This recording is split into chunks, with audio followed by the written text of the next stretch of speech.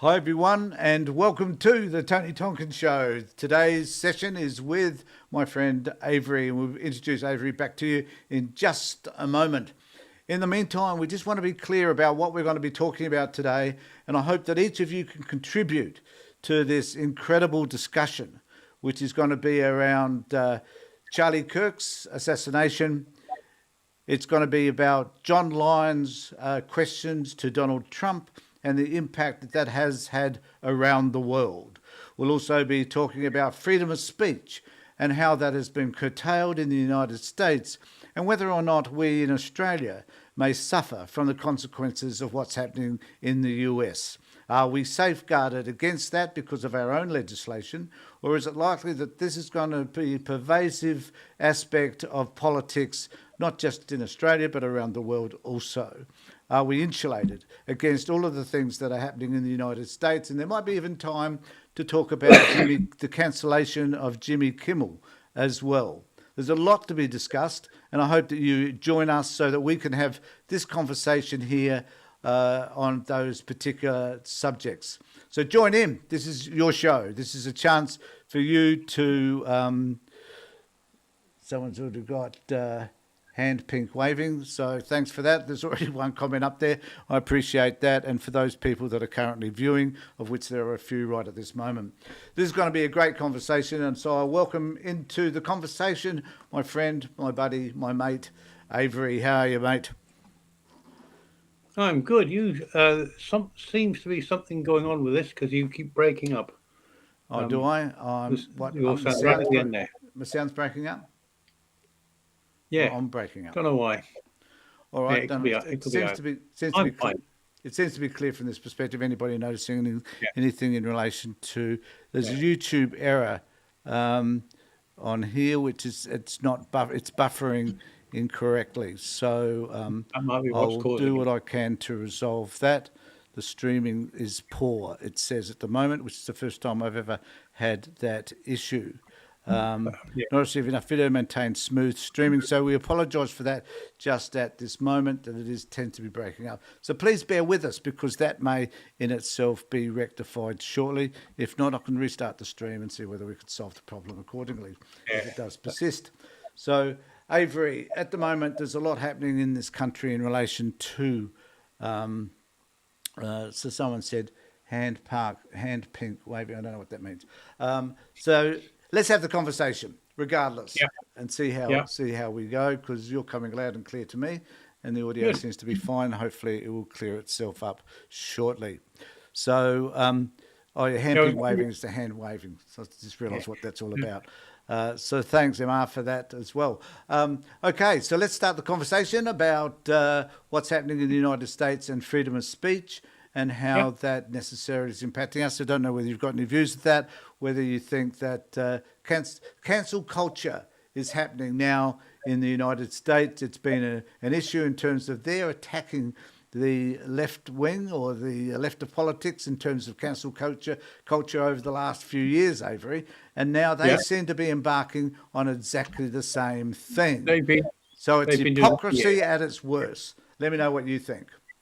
They've been doing that for years. The cancel culture, and then cancel culture. The way the Republicans are saying that Democrats want to cancel things. Don't do this. Don't do that. They've been doing that for decades. They are, as you just said, hypocrites.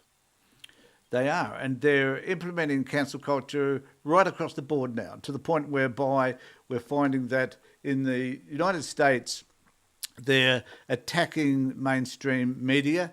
And one of the hypocrisies of all of this is that if you attacked, if Biden had, for example, attacked Sky News for some of the atrocious things that they've said over the years and suggested that they be banned or people would be sacked from their network, I wonder what sort of human outcry there would be in relation to all of that. But of course, that didn't happen because he was a reasonable individual. But now they've decided that they're going to attack people like Stephen Colbert and, as we now know, Jimmy Kimmel. What's your response to any of that?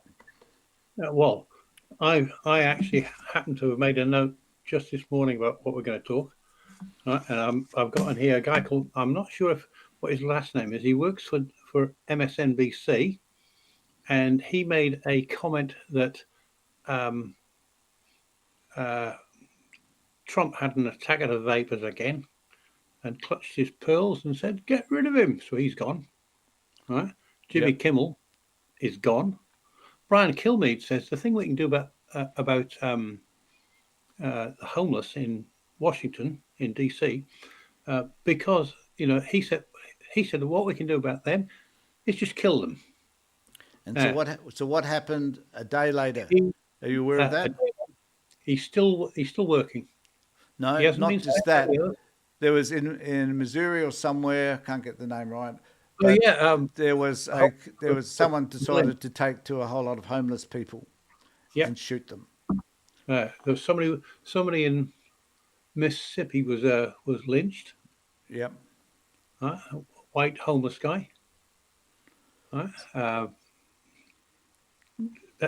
they're just he's going to be a, a Trump ass licking piece of shit, just like Brian Kilmeade. Yeah, and Right? they, interesting enough, they haven't been cancelled for any of the comments No, that they have made, and no, I guess my concern for the United States is that under Trump, if you make statements that are contradicting anything that he said, which is easy to do because he speaks shit most of the time, you're going to discover that you could be doxxed. They're going to attack you in some form yeah, or another, and they're going to try to eradicate you by yeah, either getting rid of you off the media, getting rid of your podcast, whatever it might be. And I just need to say, Avery, at this particular point in time, we do need.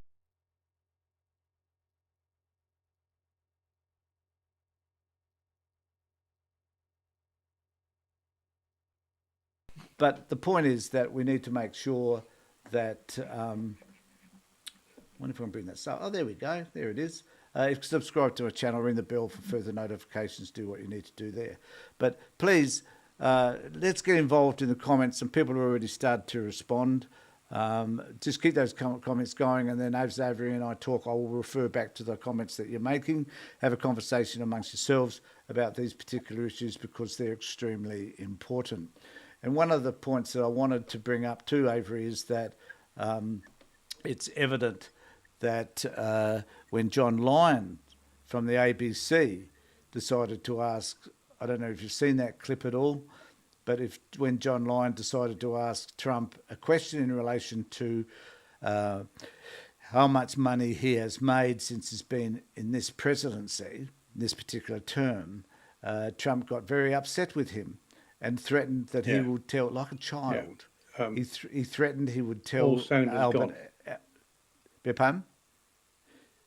Yeah, the error message has come back. It was fine for a minute, and then it was gone. So this is an internet problem, not mine necessarily. Yeah. So, so I guess the point being that, and we'll keep going because it was excellent just a minute ago, but now I it's heard a dropped. little bit about what you said about John Lyon, and it cut off just halfway through a word. Okay, So so what I was saying about John was that I'm just wondering whether I should just restart the session if the error rating is so poor.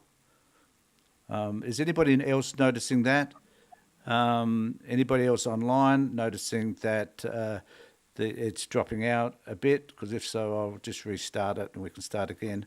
We've had 15 viewers so far, but we can yeah, keep going and hopefully it'll correct itself maybe. And if it continues, we'll restart it. So the issue with John Lyon was that he asked Trump some questions, and he was and Trump was upset with those questions. Trump decided that they were inappropriate.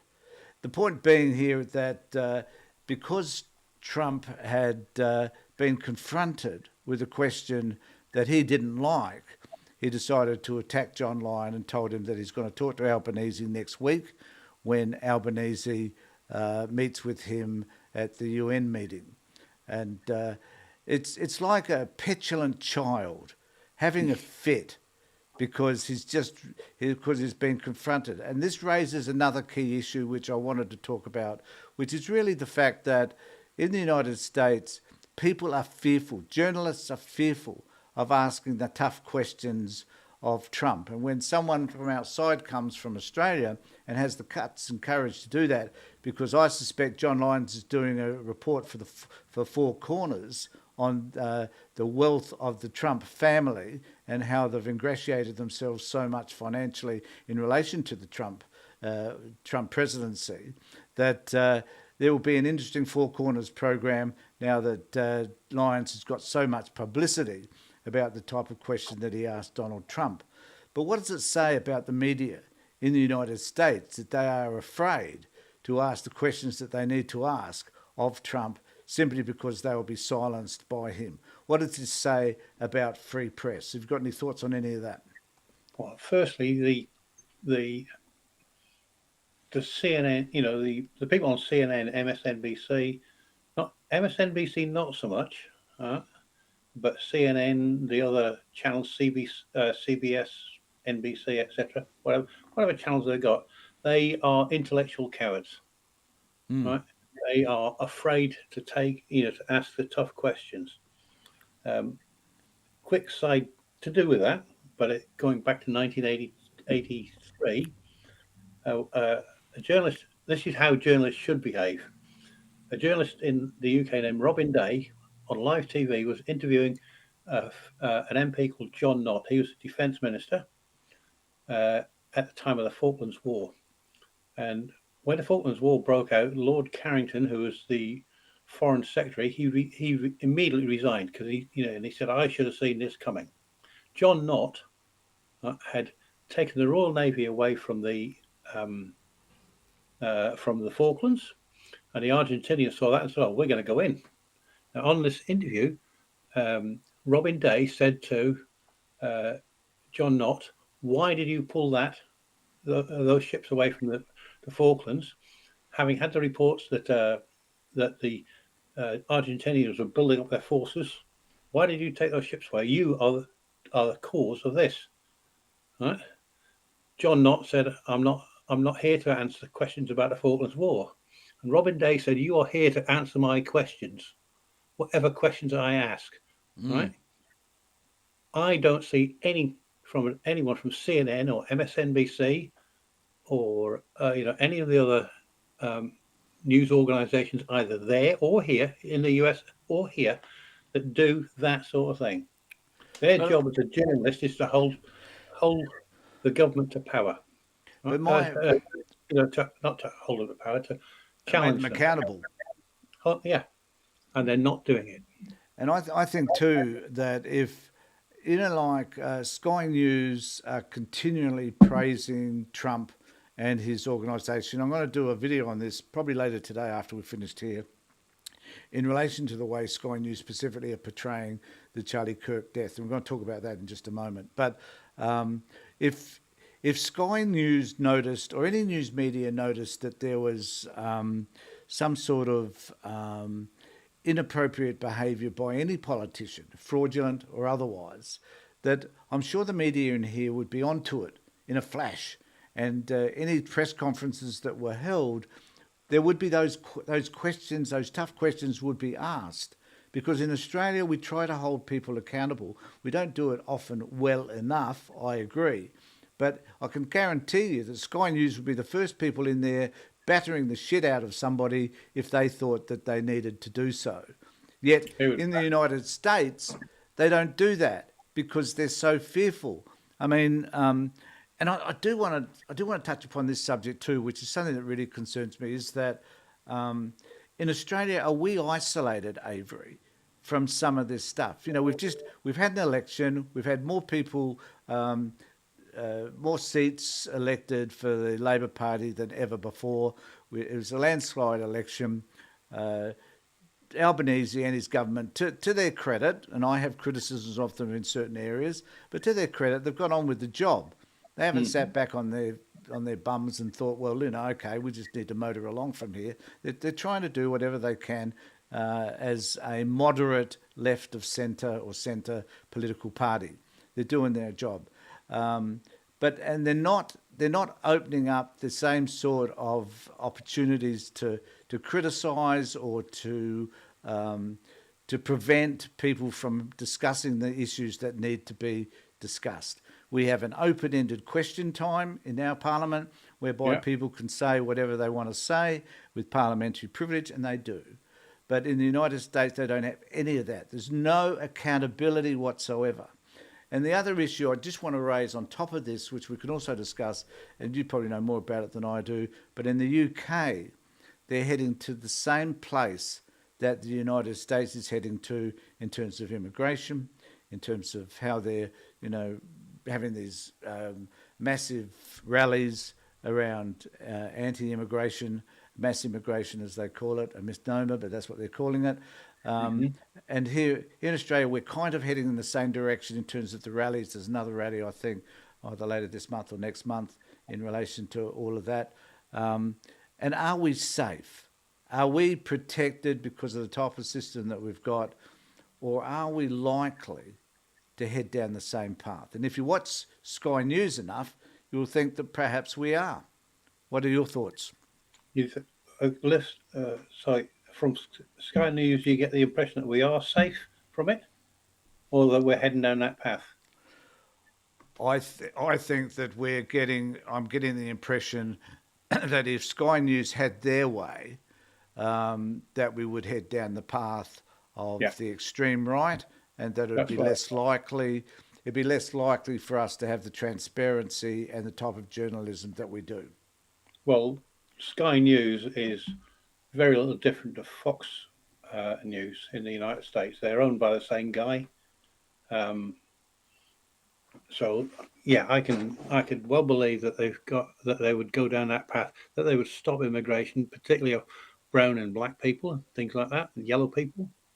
Um, they'd be quite happy to have the same numbers coming in if they were coming in from Northwest Europe, Mm. right? Or Canada or somewhere like that, but not from countries like Vietnam or China or Somalia or somewhere like that. And I can understand that immigration is an issue for us as well. Yeah. Um, and Well, and we need to do something about modifying it slightly. I yeah, don't object to those types of arguments. What I do object to is the fact that that there is a misunderstanding. I won't talk about mass immigration too much, but there seems to be a lack of understanding as to actually what it means. And I think the community is divided around mass immigration in terms of, what is too much, what is too little, who do we decide to come to Australia, and why do we decide, what decisions do we make in order to bring people to Australia. But I did notice, though, that Sky News were attacking people from Gaza that came. So it's 3,000 people, women and children primarily from Gaza, who have come to Australia, and everybody that comes from Gaza is obviously a terrorist, according to them. absolutely. And I It's got, guess my argument is that's kind of the narrative. The narrative is that people are coming into this country who should not be coming here simply because they're coming from a part of the world where there is terrorism, Hamas in that case, Hezbollah in others, ISIS in other countries such as Syria and so on. So so there is this sense that people who come from another country should not enter our country. And I find it horrific to think that we're going to isolate people simply because they come from a part of a country and have a certain religious belief, such as Muslim. or, So, or, or why they're terrorists. or they're terrorists. I mean, Right. why do they get named terrorists just because they come from another country? It's crazy shit. They get named terrorists because people think that if you're from Pakistan or Afghanistan, if you worship Allah, you're automatically a terrorist. In the United States, they've had 500 since 2019, I think it is 2016. I can't remember the exact year. It was on MSNBC that I heard this. There's been 567 terrorist attacks. Right, about 40 were what do you call it, left wing, from the left wing of politics, and most of the rest, about 60 or 70 were Islamic, and all the rest were right, the right wing of politics. Yeah. How about this for Australia? We say, if you're from the United States, you're in a terrorist coming from a terrorist country, we don't let you in. Yeah. Yeah. So, um, yeah. So, well, if you come from a terrorist country, does that mean you're a terrorist? I guess that's the issue here, isn't it? Just applying Their the logic. their logic. Yeah, we Yeah. don't let you in because you're from a country that's got terrorists in it. Well, let's not let people into Australia though who vote Trump. You That's know, a good because idea. are they are MAGA people terrorists? I think to a large extent one could argue that they Yeah, are. yeah, MR has said here, I'll just bring this up if I can, yeah, that I haven't watched Sky News for over 3 years. I blocked them. Fair enough. And can I just say that that's not a bad thing to do, and that the reason why I do talk about Sky News as I do is that I'm fully aware of their increase in market share, Avery. They're increasing their impact, particularly on YouTube. And this is an observation I've made. I don't know how relevant it is. It's just simply my observation. But my observation certainly has been the Sky News on YouTube are now putting large segments. They used to put just small segments like 12, 15 minutes worth of a segment onto YouTube. They're now putting a whole session. So a 26 to 30-minute segment is now being propaganded on YouTube. So they know that it's through YouTube in particular, and I guess through TikTok and Instagram.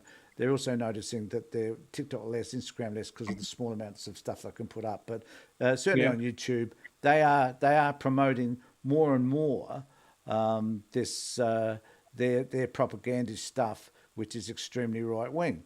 And I just want to make this other point that we can talk about as well, and that is that I believe that they're not necessarily attracting new people or converting people to their perspective. What they're doing is they're gathering people together who have got and who maintain the certain set of views that are now being discussed and talked about, and those people are saying, "Yeah, I now agree with those views, so I'm going to participate in that discussion, or I'm going to watch more of what you do, what you present." It's a bit like The Voice. The Voice indicated to us initially that 67% of Australians thought The Voice was a good idea, until someone like Jacinta Price got on board and she convinced people that her perspective was more right than others. Other people just went in line with her, which indicated that there is a degree of racism in Australia. It just became evident because of the way it was all being presented through Advance hmm, Australia and other organisations. So all those people have already gathered. They know these people know on the right that there are people out there who will support their views. They just need to find them. They're not people they're convincing. And I don't know what people think in the conversation, in the comments section too. Are there people that they believe are being converted by some of the right wing propaganda that we see from people like Sky News and right wing podcasts? Or are they just talking to the converted? And it's a bit like asking myself, Avery, am I, through the Tony Tompkins show, just talking to the converted? Do I need to talk to the converted, or do I need to talk to those people who perhaps are sitting on the fence, haven't got a view necessarily, but may become more aware of the issues and because of the types of things that we talk about? Do, yeah, do you know what I mean? I'm just wondering I whether. do. There's, the two main people you want to be talking to are those on the fence and those on the other side of the fence, right? Mm, Because uh, you want to persuade people, and the people that are on your side of the fence, like me, I'm already persuaded. You don't need to persuade me that Trump is evil. You don't need to persuade me that Sky News here is not a news organisation really. That they're propagandists for the right wing. You don't need to persuade me of that at all. You do need to persuade people on the fence. I mean, I argue religion an awful lot. I'm not trying to persuade. I'm not. People say, "Why do you argue with those people?" The answer is, I'm never going to persuade them, but people sitting on the fence. and I might be able to tip one of them over at my side. Right? Yes. So I- I guess Same with I guess the reason why I exist, and I've said this many times before, I'll say it again, is because I think this is a way by which I can have a platform on a Thursday at 3 o'clock. It's the way by which you and I can both have a platform to talk about the issues of the day that yeah, concern us. Now, we're not here necessarily to convince anybody that these are the right ideas, but what we are here to do is to discuss them, to have a debate about them. You know, we've got lots of people online at the moment who are talking about all of these issues amongst themselves, yeah, and and there's some, you know, some of these discussions are important. It's an avenue by which one can have this discussion, and that yeah, you can have it with people that aren't necessarily like-minded. Some people will disagree, and I think that's a good thing. I think having disagreements, and this brings us to Charlie Kirk. You know, the yeah, issue around Charlie was that he provided an opportunity for people to talk about the things that matter to them. Now, I object to many of the things. I'm going to bring up in a moment some of the things that Charlie talked about. Uh, there's nothing Charlie ever talked about, I think, that I would necessarily agree with. But that doesn't mean he didn't have the right to say the things that he did, that it was yeah, within his sense of freedom of speech, if you like, and he admitted to that. It's one thing I do agree with him on, is that it's okay to have discussions, and he even said, and I disagree with this part of it though, that it's okay to have hateful discussions. Well, it isn't okay to have hateful discussions in this country because there are laws against it. But in the United States, it's okay to have hateful discussions about anything, which makes you wonder why it is that at the end of the day, they cancelled Jimmy Kimmel, even though this conversation he was having that caused him to be cancelled wasn't necessarily a hateful speech. It was simply about the assassinator and how he was perceived by the right. So even though we should have that right to be able to have conversations, it's important to understand they're not necessarily be hateful, but we need to be able to find that way to have conversations that disagree. And the thing with Charlie was that, which I admired, was that he was very good at having conversations. But his role was just like what we were talking about, Avery. It wasn't about converting anybody. It was actually about confronting them with his views so yeah, that he could have a platform at which he could talk about the things that he believed were important. It wasn't about right or wrong or that you're going to agree with me. It was just that he had this platform from which, incidentally, he made millions of dollars and became an influential part of the Trump campaign in 2024 and, in effect, brought about Trump's ascension into the role. So he played an important role. But did he have views that we should note as well? And I'm gonna bring up some of these. I haven't got them to bring up directly. I think I've got them here to talk about though. So Kirk argued.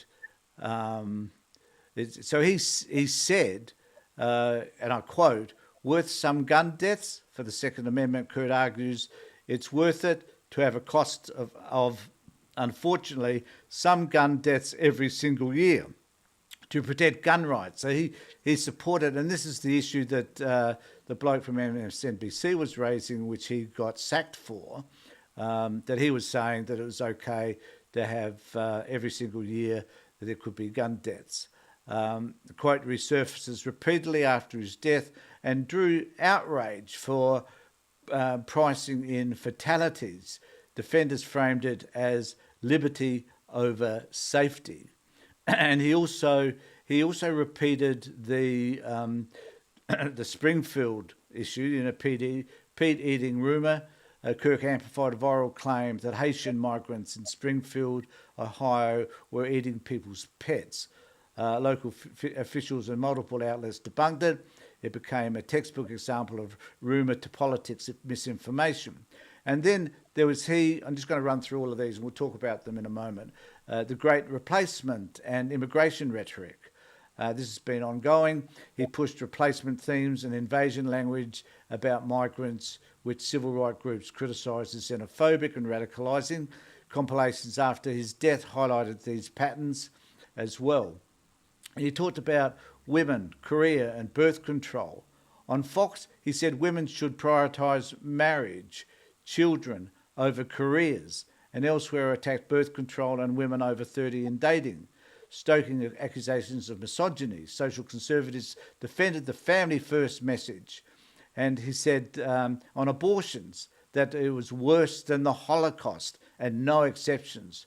Older clips show him comparing abortion to the Holocaust and opposing exceptions for rape, condemned as inflammatory. Pro-life allies praised moral absolution. Of course they did. And that major outlets compiled his quotes, prowling blacks, replacement theory, gun stance, and anti-LGBTQI plus stuff too, sparking a meta debate over whether to memorise or condemn his rhetoric. So they're just, and there are others that I have here, I think, in relation to some of these views. In this one, if I can just bring it up. So in April 2023, Kirk argued that it was worth it for Americans to endure gun deaths. As I said, he dismissed climate change as pseudo-paganism. Amplified that story about Springfield. And I'll just try and find what else I've got here. Islam is the sword the left is using to slit the throat of America. So those are the sorts of examples where we've got Kirk saying things that are definitely inflammatory, and I disagree with all of them. Does this mean, and this is what I want you and I to discuss, does this mean Kirk was a decent human being? Was he a good guy? Or was he something else? Was he, I don't know, an embodiment of some form of right-wing propaganda that a lot of people on the left disagreed with? Some people regretfully, when he passed away and was assassinated, rejoiced, which I deplore. But nevertheless, this was who he is. And talking about those things, does that mean that for some reason the right is going to attack us for suggesting that there are issues that Kirk raised which are untenable if you're sitting as a progressive? What do you think about all of that? Well, on that last one, the right are going to attack us for not agreeing with them.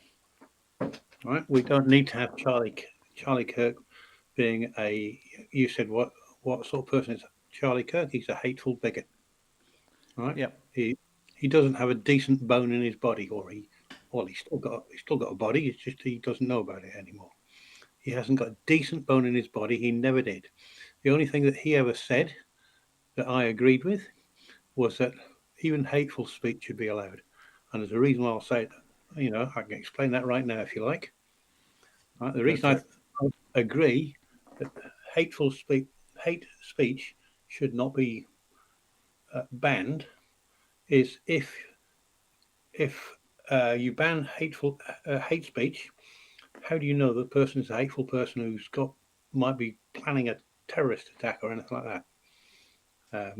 If you ban it, you ban things.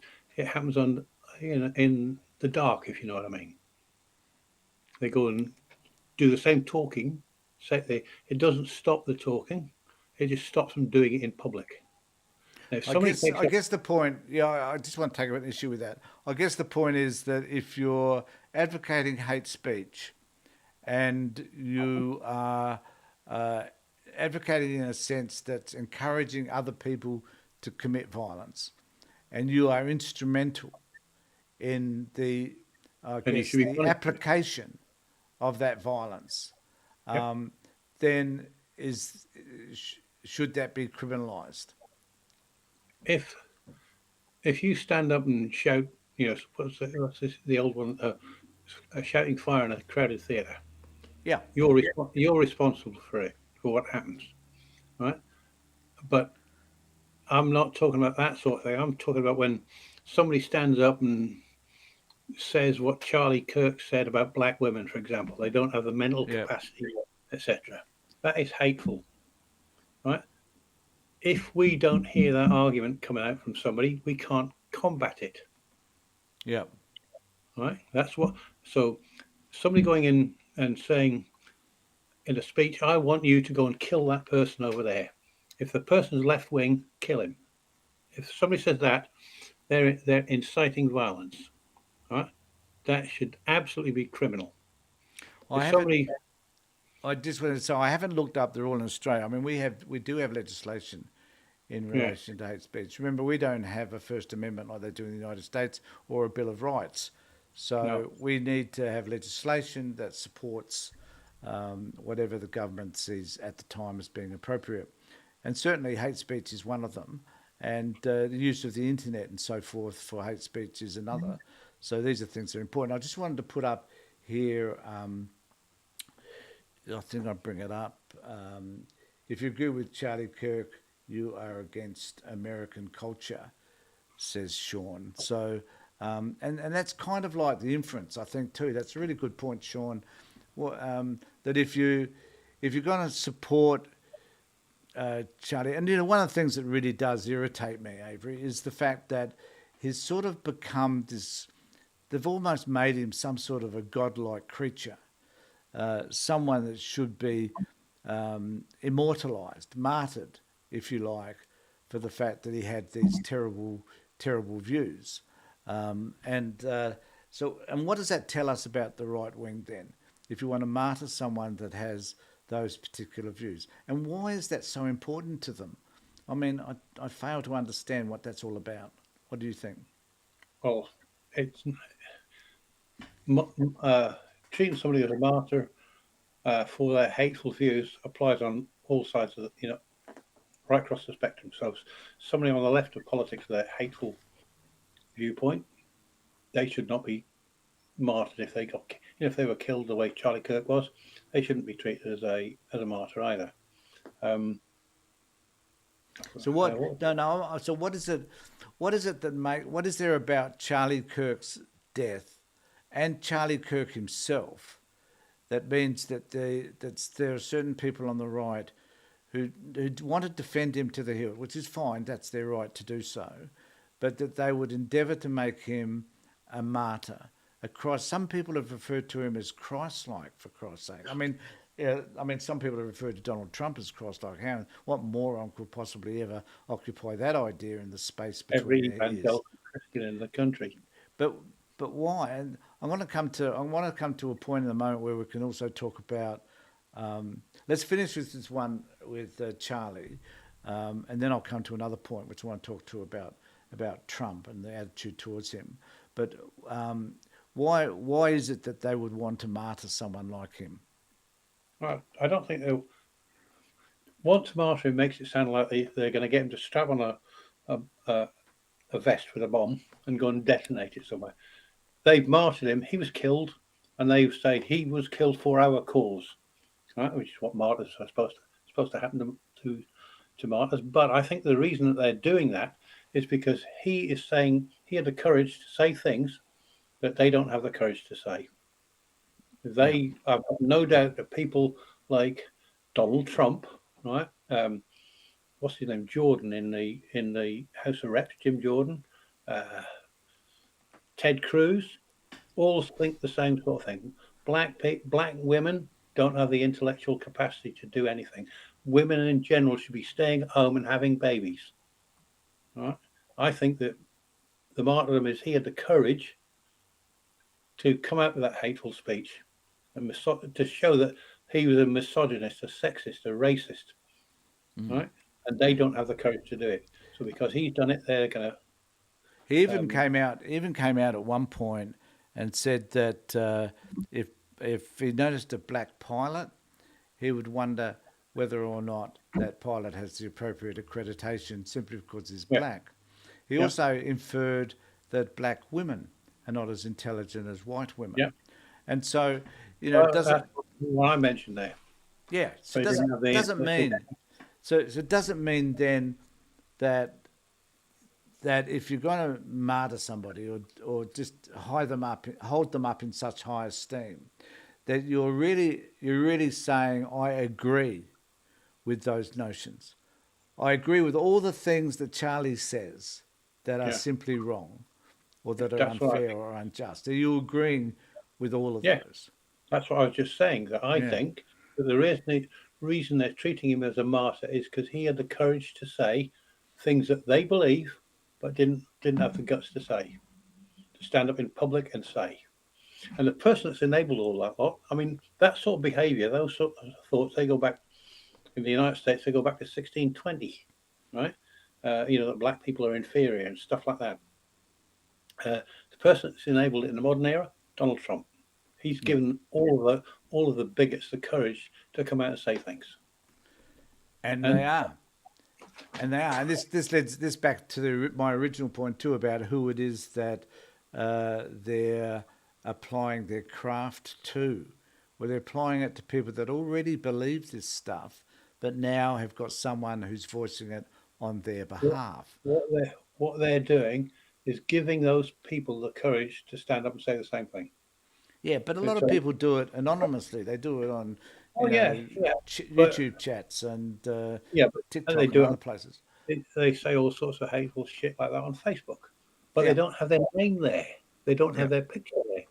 But yeah, before Trump came along, they would say that sort of shit, but it would be some weird uh, handle that they'd use on Facebook or Twitter or whatever.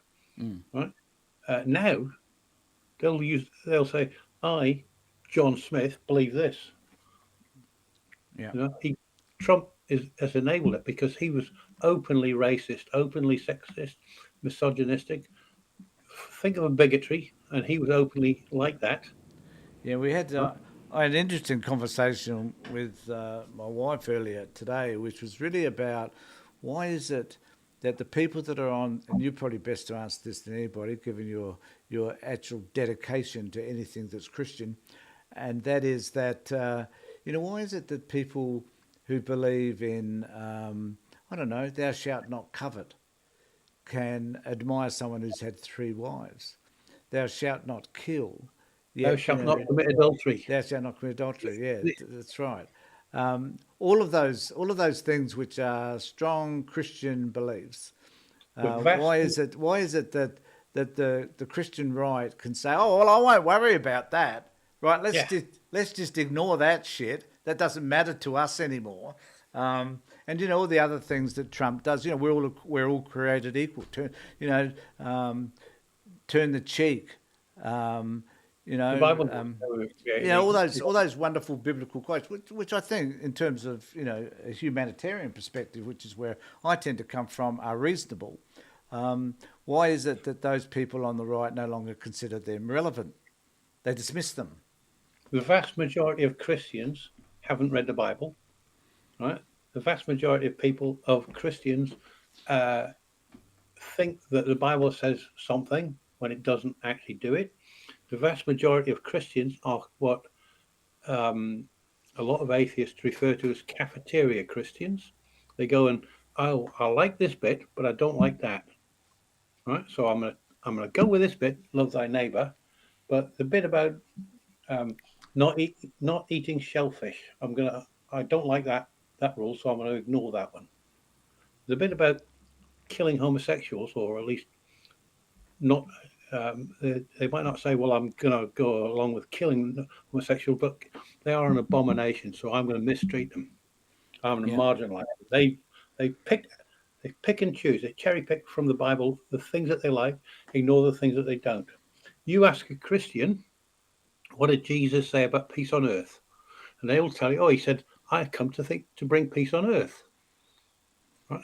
And the actual quote is, "Think not that I came to bring peace on earth. I came to set father against brother and mother against daughter." And it's not a message of peace in that particular context, in that particular verse. Now they haven't read it. They don't know what it says. They just pick it. Oh, I like the sound of that. I like the sound of that. You know, and the other thing is that they say it's the literal word of God, Yeah. um, and yet there are hundreds, if not thousands, of contradictions. The I places guess, where I the guess, Bible says this on one line and contradicts itself two verses later. I guess my point is that there's been, there's there are some there are some paragraphs, some sentences, some lines, some whatever in the Bible that one could argue are a humanitarian aspect that that is about the way, an appropriate way, a moral way that we could be conducting our lives, Yeah. and so we can't dismiss all that's in the Bible as being crap because it ain't. What you Um, what you but can dismiss is the claim you ask the average Christian who first said "love thy neighbor," and I've you're got no idea. they're very likely going to say Jesus did. That comes from a book whose name I can never bloody remember, but it was published or it was done by the Buddha 500 years earlier. Mm, mm. It's not it's not original to Christianity. Yeah, I know, and I guess the point is that there's a lot of don't go in the weeds too much around Christianity, We've but already got away from it. I can assure you there's. So my point though is that they will deny. So I wanted to talk a little bit about how Trump is viewed given the way he behaves, because this is where the hypocrisy sits, Avery.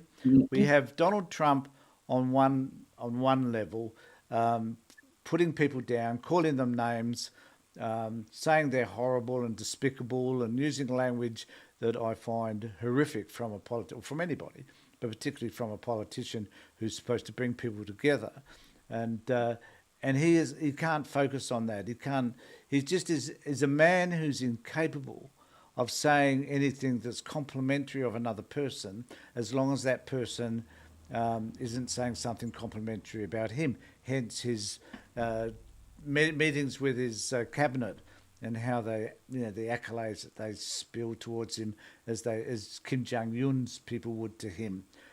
So, it's revolting. Yet I can't understand why people can't see those behaviours as being unhelpful and call them out for when they happen. Why is it that people are so blind to this man's behaviour? Because I can assure you that here in Australia, if any politician says some of the things that a minuscule amount of politicians, a minuscule amount of things that Trump says, they would be hauled over the coals. They would be crucified for what they say. But no, in the United States, no. The question for me, Avery, is really: are they friggin' dumb? Are Americans not all of them, not all of Is that them, a because there rhetorical are many people question? that think like you and I do, and I, Yeah. I subscribe to many of their podcasts and I appreciate them. So I'm not putting Americans down overall, but are they basically dumb for voting for the moron, the yellow canary that they've put in the mind, such as Donald Trump? I don't get it. Uh, it's all over the world. People vote against their own self-interest. They have been persuaded by a reality TV star that he cares about them, that he's going to fix inflation on day one. It's going to be finished. Mm, Prices will be back to what they were, you know, back in the 1950s or something like that. He persuaded them that he cares about them, that he can do that sort of thing, yeah. right? And that's what they want to hear. And the fact that the inflation is going up now, and that their rents and mortgages have gone up, and that they're losing billions of dollars because of um, tourists, no longer coming into the country. At least we own the libs. They are dumb. Doesn't even the people that vote for somebody like Trump, it doesn't even come close to say they're dumb. Right? So you think saying that they're dumb is being polite, do you? I think saying I that just think they're they are ignorant, dumb is aren't being they? really nice to them. Yeah, yeah. And I watch people like Megan Kelly, for Yeah, example, talk about Charlie Kirk and what's happened there, and their accolades they give towards Trump, And then I watch Sherry Markson and Rita Panahi on Sky talking about them, and I'm forever amazed, if not bemused, by the fact that these so-called intelligent people cannot see what you and I see and what lots of other people obviously do see. And why is it they can't? What are those blinkers about? Are they so focused on right wing ideology that they can't for the life of them see the behaviour of somebody else that is just unsavoury? Like what's the problem there? I have no idea. Right. Well, that's going to be a very short conversation then, Avery. If you Yeah, ever come,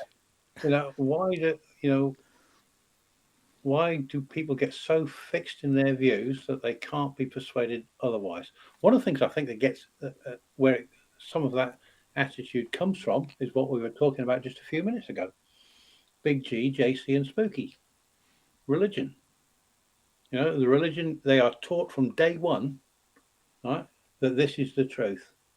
And if you grow up in a family, it doesn't happen all the time with everybody, but you grow up in a family that is very right wing, you're going to be taught that everything that comes from the left is evil. If you grow up in a family that's very left wing, you're likely to be to grow up to grow in an environment where everything that comes from the right is evil. Don't trust them. Don't talk to them, etc. mm, Right? And that is exactly the sort of thing that with the Bible, it's driven into you, drummed into you daily, with the evangelical families particularly. All right, that it's and you don't have anything to do with them. Atheists are evil. Muslims are evil. Hindus are evil.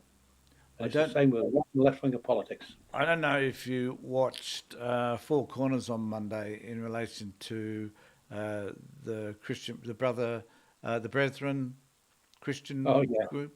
yeah, I Um, know. yeah. It's an interesting watch actually because there we're seeing that that they're a cult, and you Mm, kind of got to then wonder whether Trumpism is a cult. it is.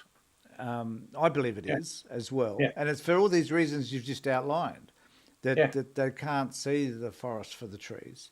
They're unable to be able to criticise their almighty leader because for some reason he has some divine power that they don't have access to. And I just wanted to bring up JGB's quote here, which I thought was quite interesting.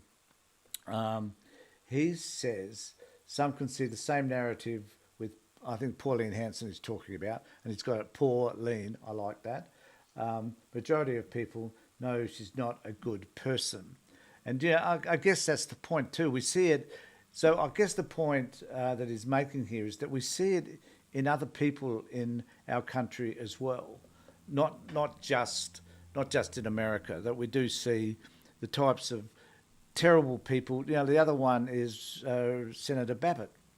I wished I had yeah, a quote. I wanted to bring up a quote for Babbitt, but I couldn't find it actually. It came up on my ex, I think, but yeah, I don't mean my ex-wife. But yeah. it was a something he'd said that was quite outlandish, and I think someone's suing him for it.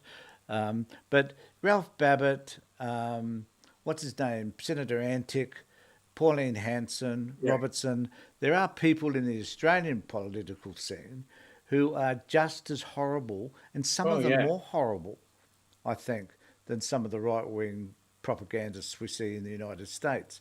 I mean, yeah, excluding Sky News propagandists, and there are plenty of them, but certainly political propagandists, there are many. And they're the people that need to call out. But the interesting thing is, in Australia, they don't have much of a voice because they're in minority parties or they're independents in the Senate or they belong to One Nation.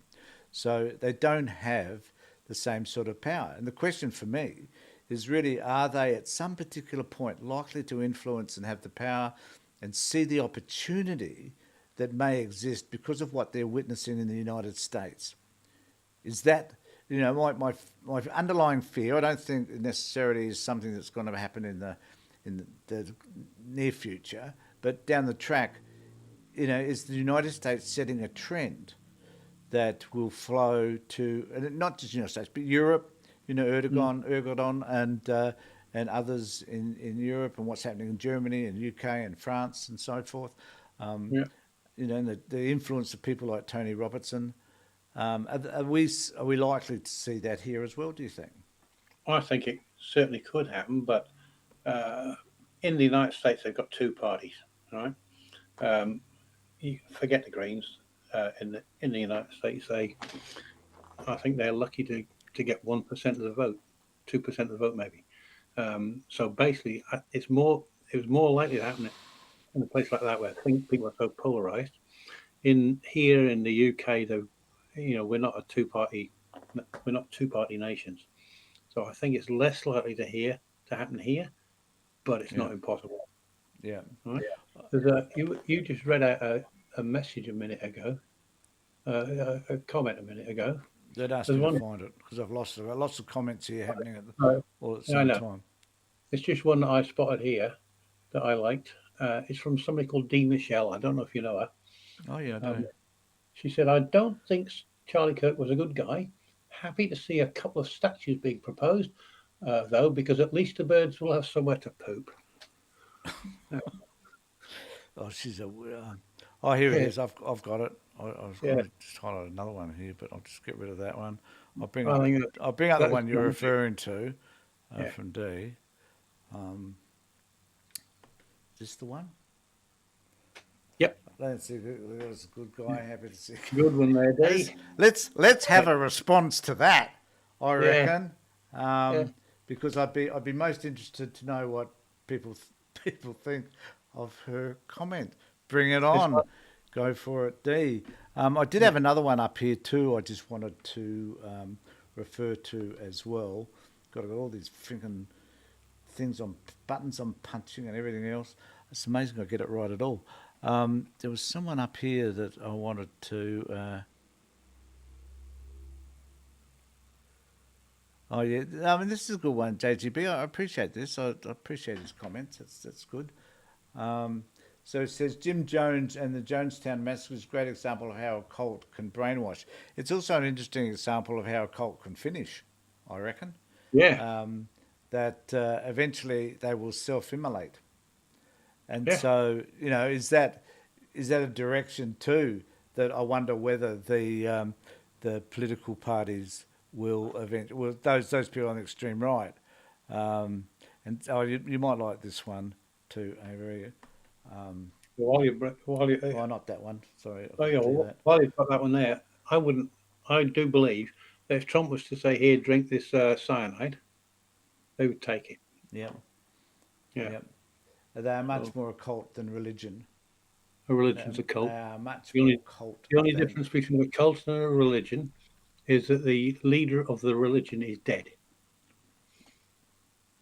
So no, you're right. I mean, if Trump, the other thing that I think concerns me is that, I mean, incidentally, it seems to me that there are many things that concern me, but this particular thing, um, like the direction that all of this is going, everyone. So not only, my concern is, will Australia be affected? Hopefully not in the short term, long term maybe. I think a lot will depend on whatever happens to Trump and the right wing in the meantime, and whether the not just the left but the centrists can keep their act together, the moderates can keep their act together and push back like I do, like you do, against all of this stuff. But where is this? What is the end date? What is the end time? So are we likely to see someone like Donald Trump be all pervading, and that he goes for a third term maybe, as old as he friggin' will be, and as demented as he currently is he still likely to go for a third term? And if he when he passes away or leaves the scene, will the MAGA movement and the followers of the MAGA movement continue to apply their trade to the rest of us? Will it continue on as it is? Because I look at the United States politics, and I watch some of the Senate hearings and the House hearings around Patel, for example, and you see the divergence. It's amazing how Kash Yeah. Patel gets the easiest questions from the Republicans and he gets the tough inquiring questions from the Democrats. And they're almost, it's odd to watch because it's almost like they're up his ass if you're a Yeah. Republican celebrating the bizarre nature of a crazy man who should never have been FBI director in the first place.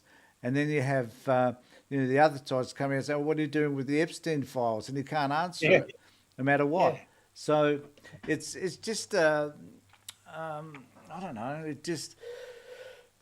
It's this division. It's this sense of partisanship that disturbs me greatly. That we can't find in Australia. I think we can at least discover that middle ground a little bit more. Yeah.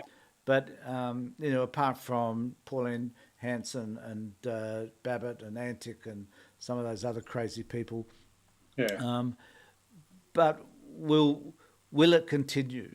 And if it does continue, how horrible can it get? Can you imagine, for example, if in the United States they're able to eradicate any media that contradicts the system, like they have in Turkey, as they have in Hungary? Can you As they imagine? did in, as they did in Hitler's Germany. Yeah. And I don't want to be a fearmonger. I don't want to delve into this and say this is the end of the world as we know it because these crazy people are running it. But where is it likely to go? What is likely to be the outcome? Well, And you're right. History tells us that this is not a good place to be. yeah. And people And say, people will say that we're heading. This is anarchy. This yeah, is fascism. King, I don't King like. Charles. I personally don't like to use those terms because I think they're too divisive. Yeah. But one does have to wonder where, at the end of the day, all of this is going to wind up. The thing that we need to learn from history is that King Charles and Keir Starmer in the UK are doing absolutely the wrong thing with Trump, giving him this fancy party at Windsor Castle and that, because the thing that we learned, the story from history that needs to be learned is you never appease a dictator. Mm. Neville Chamberlain went to Munich, came back with a piece of paper in his hand and said, "We've got peace in our time." And about 7 months later, the UK was at war. No, 10 months later, the UK was at war, and the world was then at war. Right? And Yeah, appease, I we're going agree. to appease Trump, and we're going to end up the same way. I agree. And I think that, at some particular point, I would like to see a politician of any stripe say to Trump in one of his meetings, like I reckon a classic, Avery, would be that if Albanese turns up and he's having a chat, he won't be invited to the White House, I don't think, because it's in New York where he'll be meeting him. But if in these meetings they're sitting in these yellow chairs or gaseous, terrible chairs, whatever. But if they're sitting in these chairs and he criticises John Lyon, Trump does, and Albanese says, "Well, we don't do that in Australia. That's not where we're." And Trump keeps at him and says, "We're going to make sure we tariff you more unless you sack someone like John Lyons." And Albanese stands up. This is my fantasy. And Albanese stands up and says, "Bugger you, mate. I'm out of here because I'm going to stand up for what we believe is right, and I'm not going to listen to you. I'm not going to bow to you. I'm out of here." I Yeah, reckon that will bring a moment in Australian history where we divorce ourselves from the United States and make a decision about having our own minds, making our own decisions, and saying, "Bugger you, we're on our own." But we might join with China, Asia, Europe, and the UK and Canada in doing what we need to do because you're no longer relevant to us. yeah, yeah, yeah. I wouldn't mind saying that myself. I think it'd be a What great moment. was something I thought about? Can't remember what it was. Oh well. Uh, Another dementia moment from Avery, yeah, which another dementia moment. One thing I thought about a while ago when we were talking about Charlie Kirk and his homophobic statements, and it's worth all homophobes on the planet need to think about this. That there was research that was done at the University of North Carolina at the Chapel Hill campus, involved hundreds of people who were interviewed and asked about their views on homosexuality. Were they? I won't describe what they did, right? I've I've got the research paper on my computer right now. What? But they interviewed them, got their opinions on homosexuality. Are you openly homophobic, and are you not homophobic? What do you think?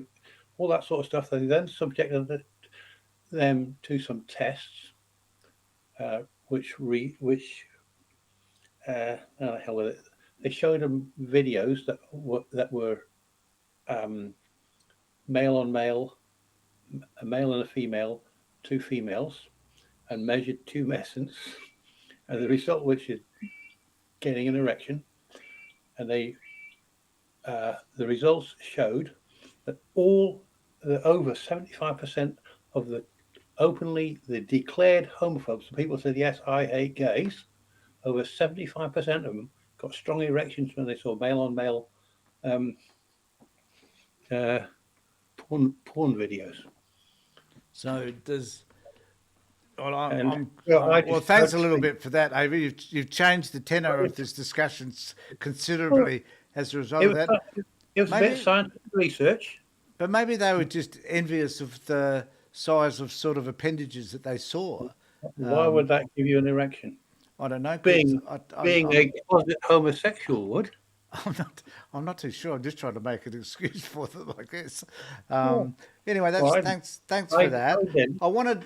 I wanted. The reason I mention it Why did you is mention it? It's got me confused. because I get, on Felon in Chief, for example, my Facebook page against Trump, I get people making homophobic comments, right? Mm, And uh, I've got absolutely no issue with homosexuality. mm. So when somebody makes a homophobic comment, the way I combat that is I point out this research. And if anybody wants it, I can give them a copy. Give me your email address, I can email you a copy of it, sort of thing. Yeah. Right? Yeah. And I use that to point out that, I'll say in my reply to them, homophobes like you, right? Yep. That the research showed that homophobes like you, right, are in the closet. Now, it's okay to be gay. Come out of the closet and own your own sexuality, your I true think sexuality. well You I know, tend to I tend to oh, agree with you. I've often thought other things, if there's other things like that we could come up with to combat this hateful speech you get from the Charlie Kirks and the Donald Trumps of this world, I think it would be a good idea if we could get that sort of so. thing. You're saying, and I agree. I think that there are many men out there in particular who are latent homosexuals, so they Yeah, have underlying homosexual beliefs, which or understands that they don't want to acknowledge yeah. because they would be outed if they did, and therefore they turn against.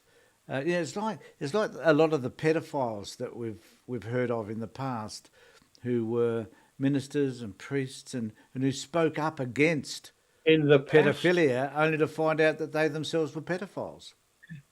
yeah. You know, Well, you it's speak out against it because you are one. yeah, yeah. You know? So I'm speaking against the right wing because I'm definitely not right wing. But okay, I just wanted to bring up just one final Yeah. statement from one of our watchers, and he says Goff did this to the CIA. This is when we were talking about making a stand against the United Yeah. States. I haven't thought of that, but I Yeah. think I think that Golf with them. yeah. The Yeah, I Goff wasn't here when that happened. did that to the CIA, Yeah. and because the argument was that Goff got canned because he he was anti the United States, and Yeah. that he was certainly anti the CIA. So kind of get all of that. Look, I want to say that's it, Avery. We've been talking for an hour and 9 minutes now. We've just broken our record.